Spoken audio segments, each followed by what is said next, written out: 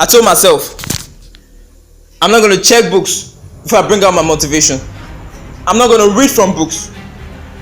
Because I found that motivation comes from the soul. And it's a communication between you and I. So I'm going to hook you up with a story. But before I tell you my story, I just want you to know that choices are never easy. Because I made a choice. I made a particular choice. Someone said, hard choices, easy life. Easy choices, hard life. And I bet with you, it's very correct. That's the way life is. There was a detective. He was invited to a crime scene. They asked him, we want to know the criminal who committed this offense. We want to know. So search every nook and cranny of this building. They gave him every requirement, everything he needed. And he started searching. He started investigating. And after 48 hours,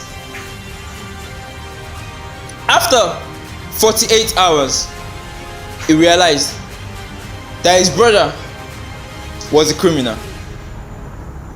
If you were in his shoes, what would you do?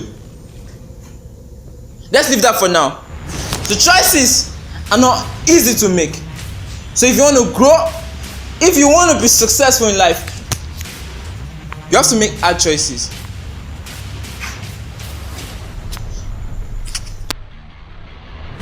What are you going to do with the life you have left? Decisions. I talked to you about being exposed.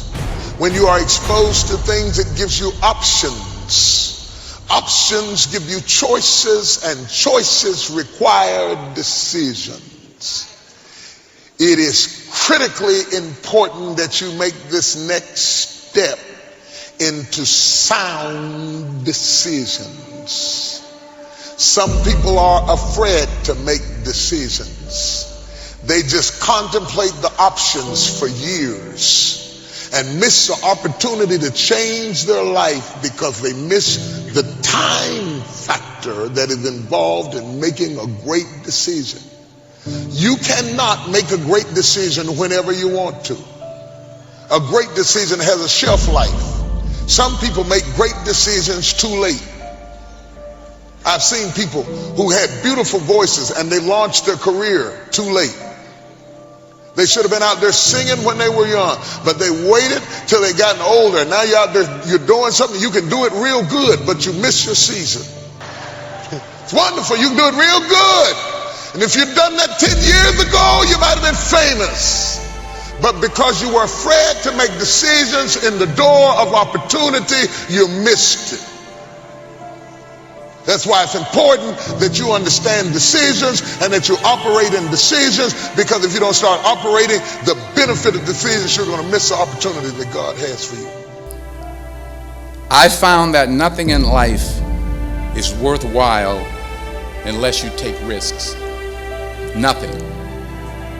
Nelson Mandela said, there is no passion to be found playing small and settling for a life that's less than the one you're capable of living.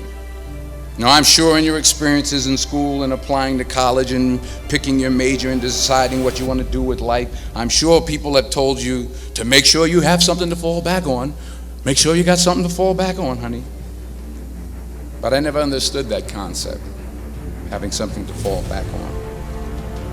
If I'm going to fall, I don't want to fall back on anything except my faith.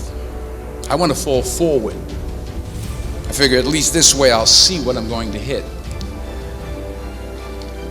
Fall forward. This is what I mean. Reggie Jackson struck out 2,600 times in his career, the most in the history of baseball. But you don't hear about the strikeouts. People remember the home runs. Fall forward. Thomas Edison conducted 1,000 failed experiments. Did you know that? I didn't know that. Because the 1,001st was the light bulb. Fall forward. Every failed experiment is one step closer to success. You've got to take risks And I'm sure you've probably heard that before. If you don't fail, you're not even trying. My wife told me this great expression. To get something you never had, you have to do something you never did. Les Brown's a motivational speaker. He made an analogy about this. He says, imagine you're on your deathbed, and standing around your deathbed are the ghosts representing your unfulfilled potential. The ghost of the ideas you never acted on. The ghost of the talents you didn't use.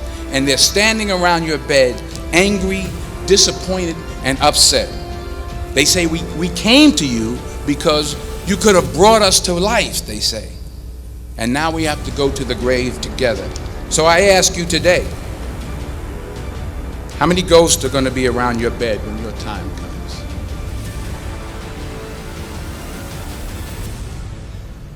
Just like he said, how many ghosts are going to be around your bed? Are you going to leave those undone choices, unpicked choices to ruin what you're chasing right now? So I'm going to dare you to stand up and make the right choices.